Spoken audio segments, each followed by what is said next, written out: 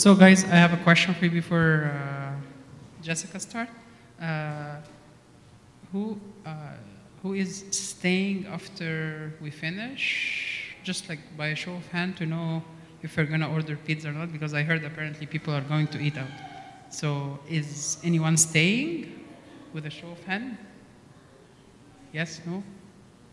We don't want to be ordering pizza and then it goes to waste. So no one is staying, everyone is going? Okay, okay. I did ask, okay? Can I ask you guys for a favor? Because I'm like ridiculously sick. Could you just like move up so I can make sure you guys get sick too?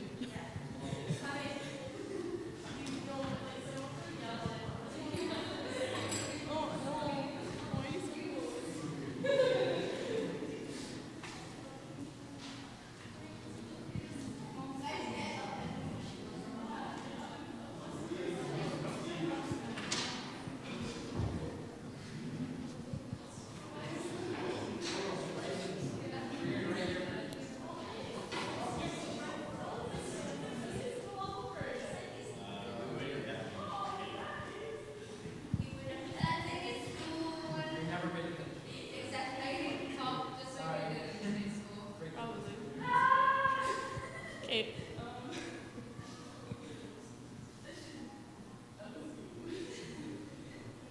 So we'll start in the name of the Father, and the Son, and the Holy Spirit, one God, amen. Do I really have to use this?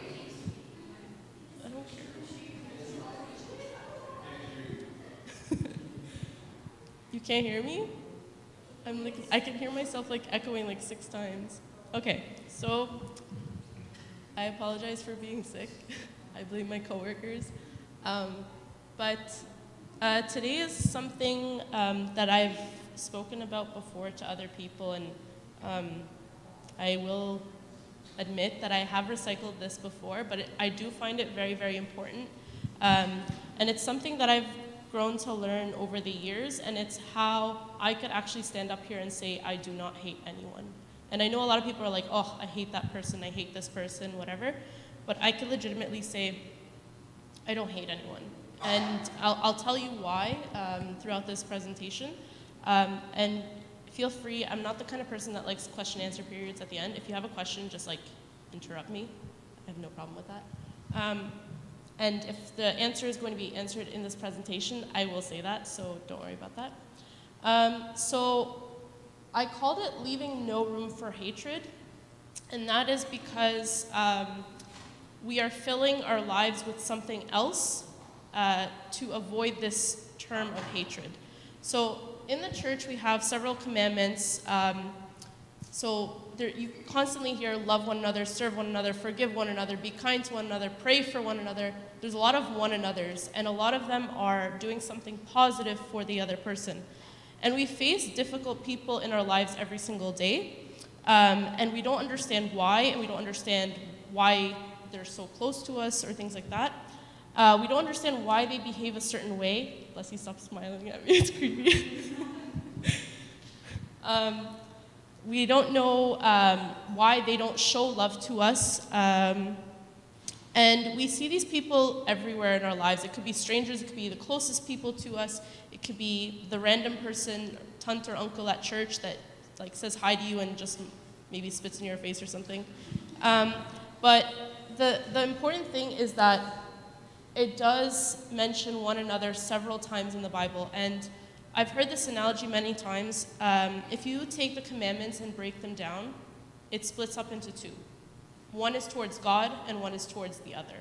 So all of the commandments are broken down into 2 different categories, so loving God and loving the other.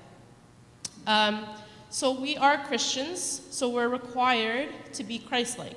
So we were all made in the image and likeness of Christ, so we are supposed to carry that on from the day we're born. So we were made in the Christ-like image. We're supposed to carry that Christ-like attribute throughout the entire time we're on this earth. And the weirdest thing is that we're asked to bless those who curse us, or being kind to those that curse us.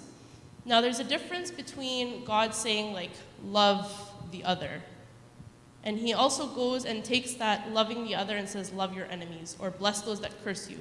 And I'll go into that in more detail, but it's kind of weird. Like, imagine a guy that gives you the finger while you're driving randomly, and then you're asked to bless him. It's like, oh, bless your soul. It doesn't really make sense to like everyday people, but that's exactly what you're supposed to do. You're supposed to actually bless and pray for them more than you can imagine.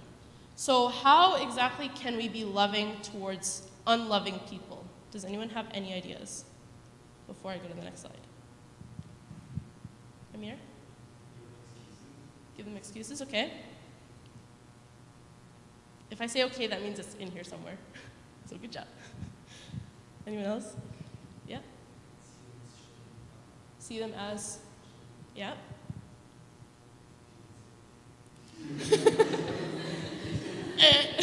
Guess again.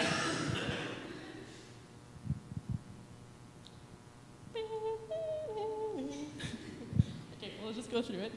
So I'm going to break it down a little bit into a simplistic way, and then I'm going to go into more detail. So number one is acknowledge that God puts loving people in our lives. So a lot of people say, like, oh, why does this person hate me? It's like, well, why are you focusing on that one person? Like, why don't you focus on all the people that love you and not ignore that person, but remember that God puts loving people in your life.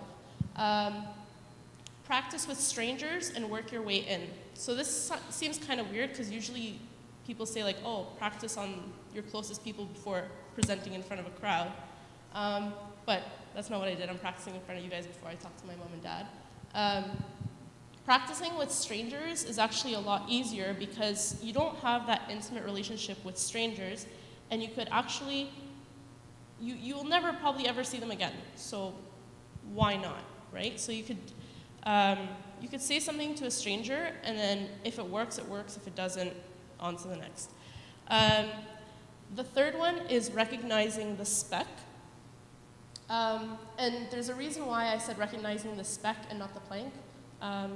Shoy, can you read the verse that's there, Matthew 7:3? And why do you look at the speck in your brother's eye, but do not consider the plank in your own eye? Okay, so in this verse, it's saying, why don't you recognize this huge thing in your eye before recognizing this tiny, like minuscule thing that's in the person in front of you's eye? So I'm saying recognize the speck because sometimes we think that we are the ones with the speck and they have the plank. So even if you have that speck, you should recognize it. You shouldn't just say, oh, like, they're imperfect and I'm perfect, right? And again, we're going into that in more detail in a second. So something that comes into mind a lot is the story of King David for me. King David, as you guys might know, he was hated by who? Saul. So Saul tried to kill him multiple times. And there was this love-hate relationship, but it was King David loving Saul and Saul hating King David. So at one point, King David had the opportunity to kill Saul. Now, back in that time, I mean, if you had the opportunity to kill someone that you hate, that hates you, it's like, by all means, go ahead and do it.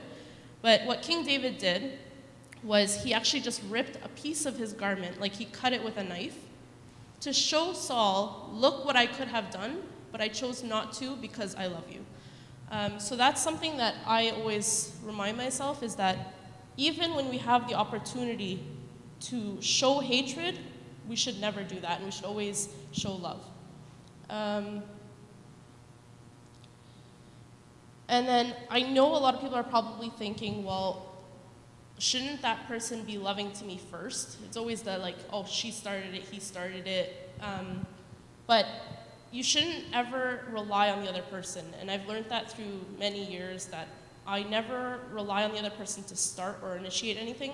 If I want something done, I'll do it myself, and I'll be the initiator. And I've seen that build many of my friendships, and I've also seen it crumble a lot of my friendships that may have not been useful to me in my spiritual life. And again, we'll go into that in a little bit of detail in a second. But does anyone have questions so far? Okay, good. I'm Okay, but I still haven't gone into that much detail about how to do it, and this is where I'm going to touch a little bit on what Amir said. So the first one, and I want you to remember these, mainly the order, okay? So the first one is exposure. The second one is avoidance. The next one, Amir, you said make excuses for the other person. The next one is actively look and find the good. So not just necessarily finding the good, you have to actively look for it. Doing good, self-accusation, understanding that sin is a disease, accepting the person, and if all of this doesn't work, keep a safe distance. So, yay, the first ones are all positive. That last one kind of scares a lot of people, but I'll tell you why it's not actually that scary. So the first one being exposure. So I don't want you to go up to someone, let's say someone repeatedly lies to you, like repeatedly, is constantly telling you all these lies, and this lie might be about you, it might not be, but I'm just telling you, if this person is a constant liar, I don't want you to go up to them and be like, hey, you're a liar, like stop, that's not cool. Like, no, I want you to expose them in a way that you're giving them almost like the benefit of the doubt. But giving them the benefit of the doubt is kind of a separate thing, so I'll go into that a bit more. But I want you to put it into this kind of context. So you could say, I was under the impression that this is what happened because of this, but you're telling me that this happened because of this. Can you elaborate a little bit? Or can you explain, because I don't understand? So a lot of times, and this has happened to me before, where I've said something like that, and they're like, oh, wait, you're actually right, and they'll come clean, which is fine. The other times, they're like, oh, and they fall deeper into this lie. So at this stage, that's fine. Let it be, okay? You've already, at this point, pointed out what they're doing wrong, and I'm not telling you to point fingers and say, like, you're sinning and I'm not. I'm telling you that this person might be causing harm to you, and you might not know it. So at this point, you could stop, okay? Or I recommend to continue a little bit. So the next one was avoidance, okay? So avoid a specific situation. What do I mean by that? So let's say you know this person only lies or only does this certain sin when they're around this other person. So one, you could avoid being around the two of them together. Or two, you could just avoid the second person because you know the first person won't be with. Anyways, you get the point. So what I mean by that is that you're not hating the person, you're focusing on what they're doing.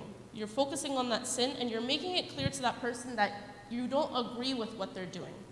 Do you know the term, don't hate the sin, don't hate the sinner, hate the sin?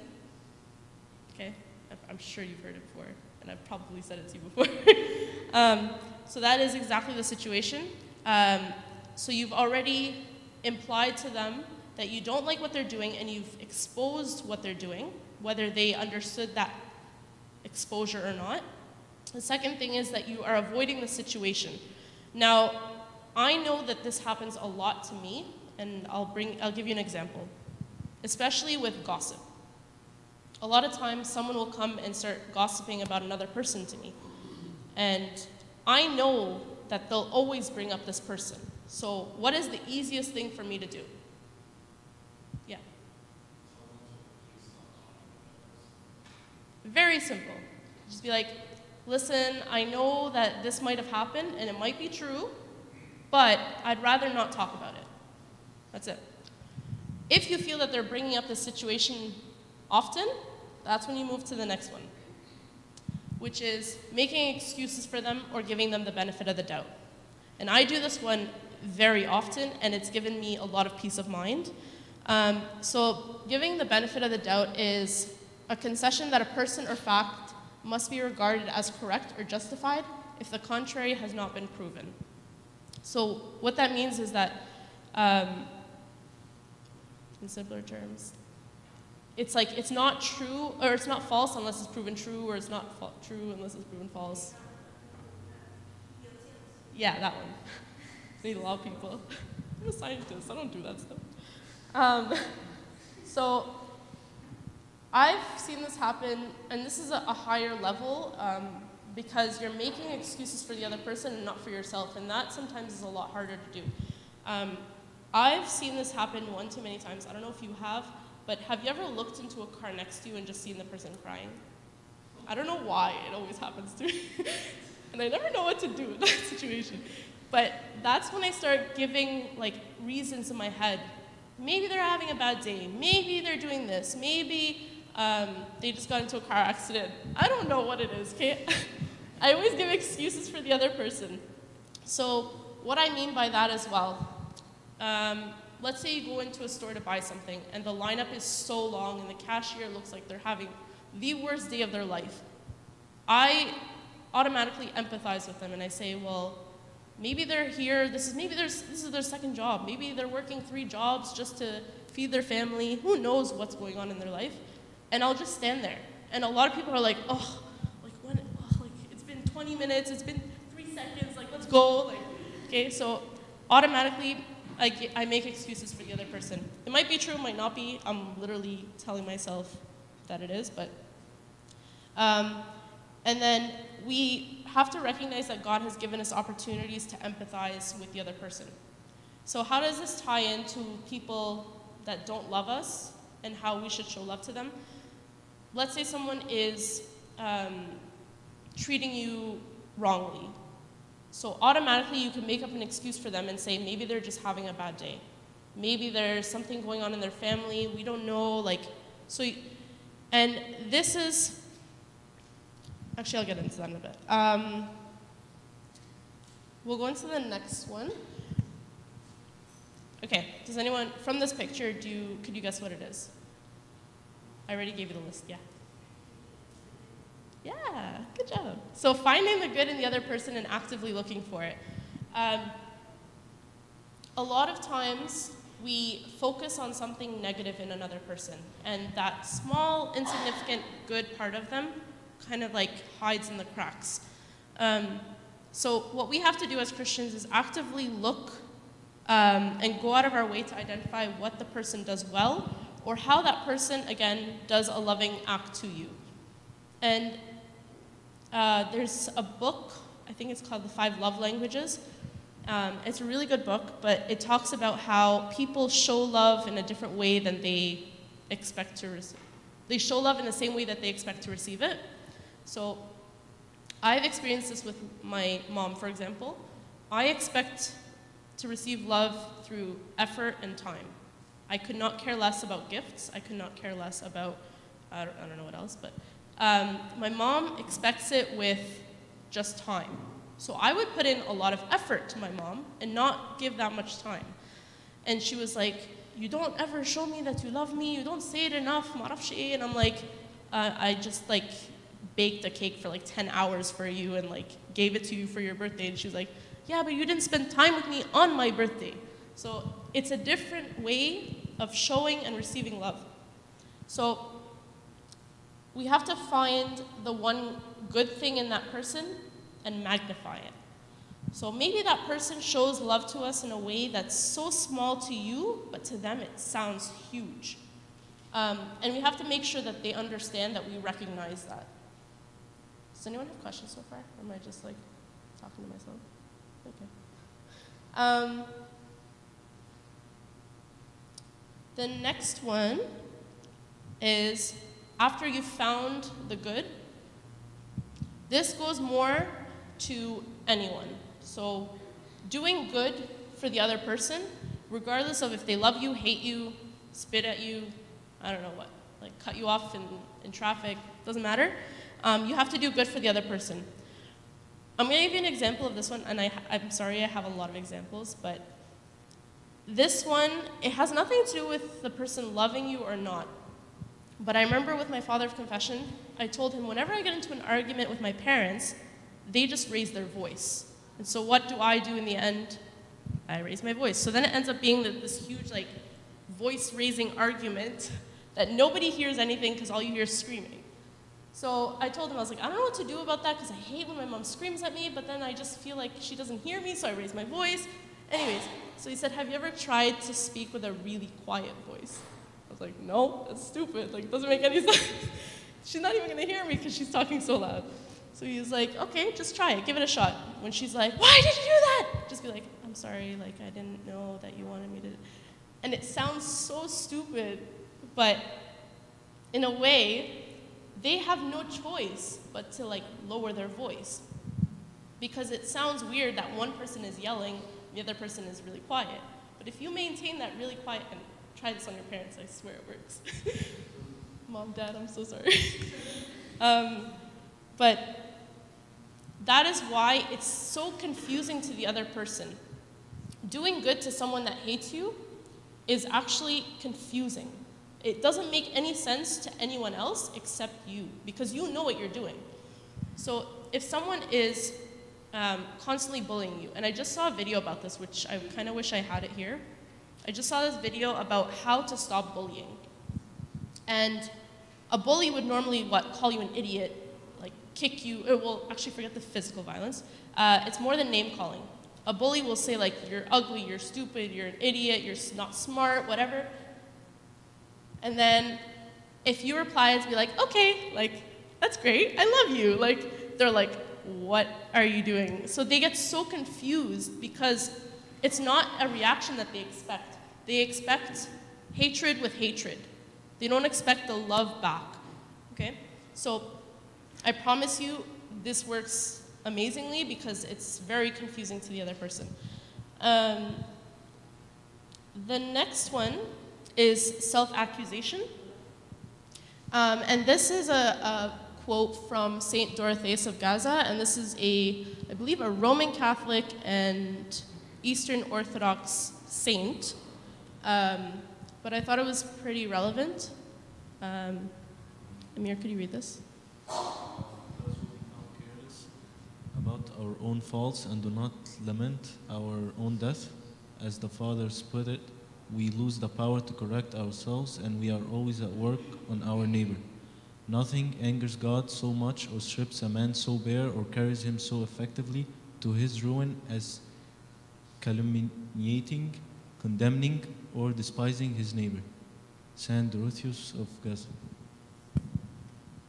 So he's just saying that we're constantly talking about the other person, but we never look at that speck that's even in our eye, even though it might be a full plank. Again, this is a higher level than even making excuses for the other person, because you're recognizing your faults. And then sometimes this is like maybe a subsection of making excuses for the other person, but sometimes you could say like, well, how did maybe they're reacting this way because of something I did. Maybe like they're treating me wrong because they misunderstood something I did to them. So it's a good way to maybe have a communication if you're close to that person of why they're treating you the way that they are.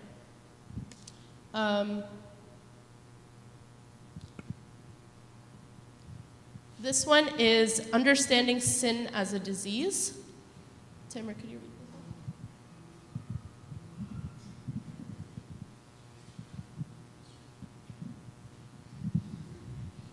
We remain all the time against one another, grinding one another down, because each considers himself right and excuses himself. As I was saying, all the while keeping none of the commandments, yet expecting his neighbor to keep the law. So yeah, I thought this one was really, really interesting because it's, again, pointing at we're always expecting one person to do something when we ourselves don't. Similar to when Christ told us to forgive our neighbors, and we're only going to be forgiven if we forgive others, and sometimes we expect the other person to forgive us, but we never forgive them. So we have to recognize, again, that sin is a disease that consumes all of us, and we're all in this together. So if they are treating you in a certain way, just understand that this is something that's taking over their life, and maybe that's something that they have to work on. The last one is accepting the other person. So in addition to understanding that sin is a disease, we have to accept the person for who they are and not what they do. So this is more divine. What I mean by that is that this is exactly what Christ did to us. So he accepted us just as we are, regardless of how many sins we do or what we have done to him. And so, like this verse says, always be humble, gentle, and patient, accepting each other in love. And the main part of this is the in love portion. So there's always, I say this a lot, it's not what you say, it's how you say it. So I could say to Mariam, I love you, or I could be like, Mariam, I love you! And it's a huge difference. One, I sound crazy in the second one, but anyways, it's a very big difference how you say something. So even when you expose the person, so that's the first step, it's how you expose them that makes all the difference. It's not that you're exposing them by calling them a liar, it's exposing them by like, kind of giving them the benefit of the doubt, saying like, this is what I've heard, could you elaborate, can you explain it to me, because I'm not smart. What else was I gonna say? Yeah, so that's it for that one. This is the one that if all of that does not work, you keep a safe distance. So a person, let's say, and I saw this analogy online and it was kind of funny, so I'm just going to read it out. So sometimes a person's handicap and another person's handicap don't go well together until a person is able to get their handicap under control. Let's say we're all in a room. So imagine us all in a room together, and we're all handicapped. But let's say there's a person on a wheelchair, let's say it's Tamer, who's doing wheelies uncontrollably and without looking and has lost control of himself. For safety purposes, it may be necessary for everyone to step back from Tamer because they're going to be hurt. Someone in the room might have the skill set to help the person, and if he does, he should do it. Another person might be able and willing to put himself in harm's way for the person. So that's exactly what Christ did. So he put himself and he caused himself to be crucified on our behalf. So they would throw themselves in front of the person to slow him down or stop him. If we're not any of these two kinds of heroes, then until the person in the wheelchair is safely not out of control, then we should keep a distance. Okay? So the only conditions that I have for this one that are really important are three things. So one is to desire to be able to interact with the person, so still have that desire to want to talk to them. Two, have compassion for that person. And three, see the good and the value of that person as a son or daughter of Christ. So that's what Beher said. So those three things, even though you keep a safe distance, you should still have those three criteria for the other person. This one, does anyone have a question specifically on this one yet? That's good, okay. And then something that I've heard before is sometimes you need to distance yourself from certain people. If they care, they're gonna notice and wonder why. If they don't, then that gives you more ground to stand on, okay? So the last thing, and I didn't mention this throughout the entire topic, is prayer, but it is one of the most important and crucial parts of this whole process. So I'll just read this one. Actually, no, I won't because I'm sick. Mariam? How then can this be put right? Animosity with my neighbor, by prayer right from the heart, for the one who had annoyed him, such as, O God, help my brother and me through his prayers. In this he is interceding for his brother, which is a sure sign of sympathy and love. He is humiliating himself by asking help through his brother's prayers. Where there is sympathy and love and humility, how can wrath and other passions develop? So this verse, or this prayer is actually it's really deep in a way that like I've never prayed for someone before using something like this. So just to summarize what he's saying, he says, "Oh God, help my brother and me through his prayers." So it's saying like, first of all, help me and help him, but it's through the other person's prayers. So it's putting yourself so low that even the person that hates you, you're hoping that he prays for you too. So that is something that is very important, is that we always pray for each other. And we always hear like that tante or uncle at church, pray for me, pray for me. Like, okay, we're actually supposed to do that. We're supposed to pray for each other, because that's one of the most beautiful things about the Coptic Church, is that it's a communal church, and it's very, very community and unity oriented. So we're supposed to all be in this together, because we're all sinning together, unfortunately. But we're supposed to recognize that that love for each other should grow up, like, above and beyond anything else. That's it. Does anyone have any questions? Yeah, that's it, right? Any questions? I will not answer in French, though. Oh, 30 minutes on the dot. I'm so proud of myself. No questions? That's great, thanks.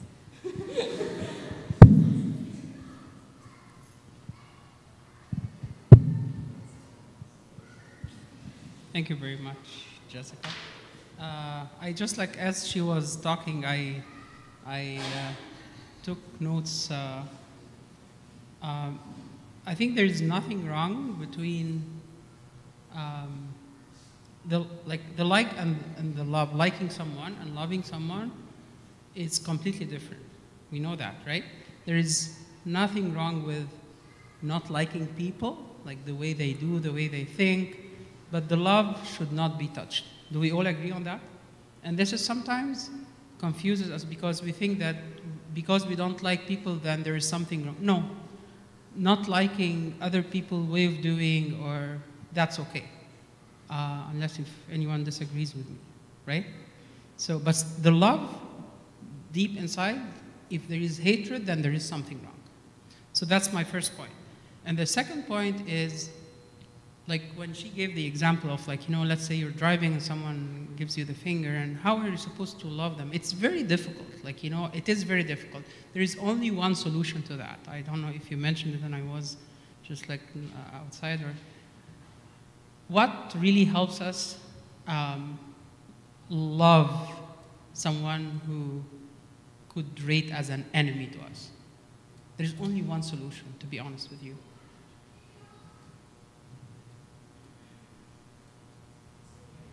Like, how can you, because it's really does not make sense and it's very difficult. How can you love someone who is an enemy?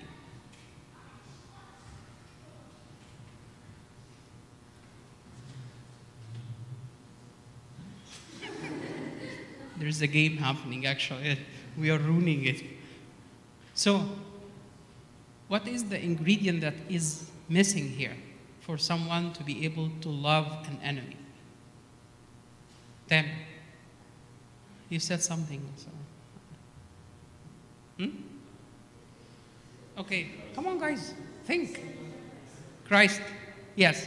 So it's just like, it's either you have a godly life or you don't have a godly life.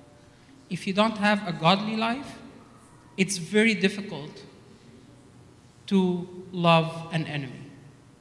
Does it make sense? Like, and because I said that, and it makes sense, I think, you can use this enemy as a test for yourself to know how far or how close you are from God. It's a very good test, actually. Like, you know, if I have hatred in my life, then there is still something in my faith journey that is missing, and I don't have this godly life yet. I am still working on it. I probably hoping to attain, but just like I'm not there yet. It's a good test. If you have hatred in your heart towards people, you cannot have a godly life. I said towards people, not towards the sin, because yes, we hate the sin, as she said, like hate the sin, but don't hate the sinner. So if you have hatred towards anyone, whether it's just like, you know, a friend or a family member or whatever, you still need to work on your godly life. It's missing. It's just like, I didn't mean it's missing in, like, you know, it's all missing, but you're still needing to work on it. The more you have forgiveness and the more you have acceptance for what qualifies as an enemy, you are on the right track with your godly life. Do we agree on that? Okay. You're too quiet. Huh? No, I know. It means that you just like covered it all. Okay. Well, we're gonna pray, and then you guys are. There's no pizza because no one raised the hand, so I did not order pizza. I'm sorry, but we can still hang together downstairs. Okay.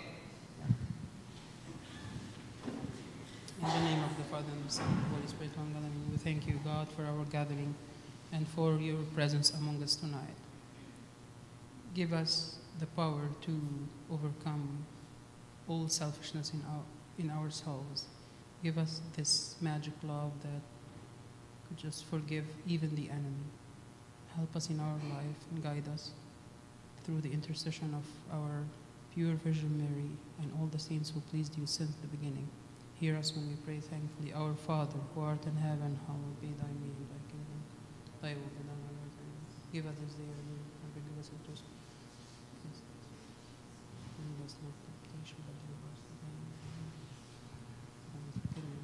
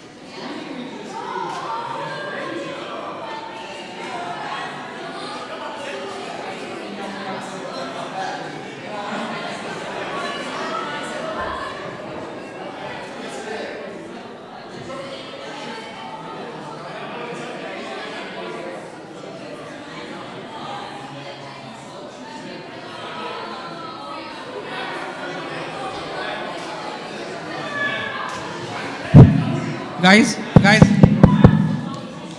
I'm glad you're still here. I forgot to tell you something. Please mark your calendar for November 12th.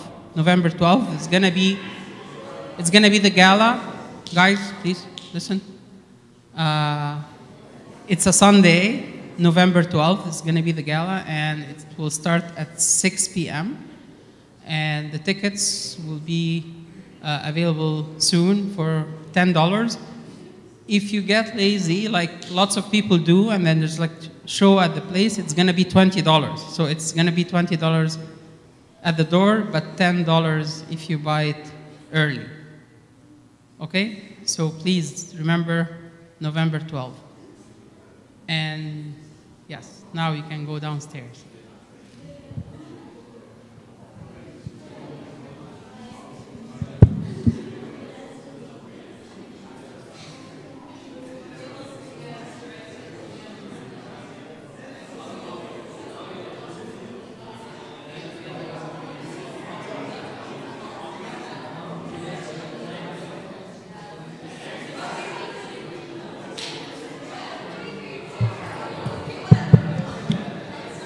Excuse me. Yo, do you guys want to eat? We're all going to Wild Wings. If you guys are more than welcome to join. If you have any other ideas, you can yeah. Huh? All right. I'm sorry. Okay, it closes at 11, so we can go to Summer Haze.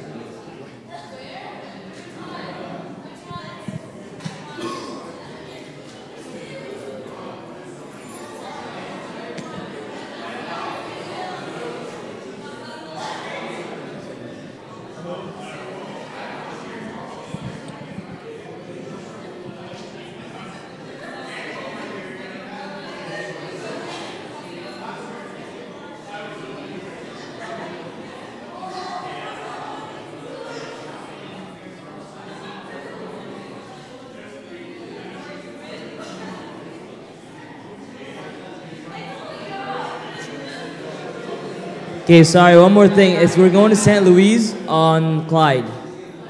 St. Louis Bar and Grill. It's on Clyde.